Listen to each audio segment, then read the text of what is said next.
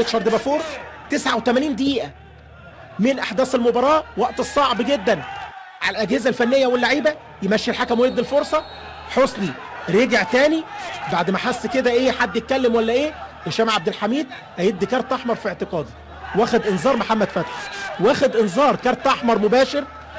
لو اداله حتى الانذار الثاني لازم يطلع الانذار وبعدين الكارت الاحمر. اعتراضات بدون داعي.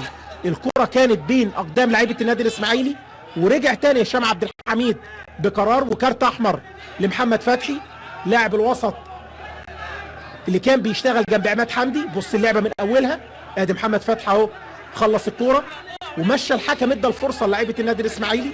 ممكن يكون شاف حاجة. خلينا الصورة شوية.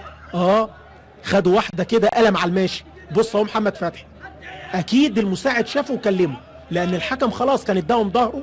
بص بقى سيب لنا كده، ادي القلم اهو، ادي القلم وكارت احمر مستحق. اداله قلم على وشه الراجل ده، لو ابوه مش هيضربه القلم ده.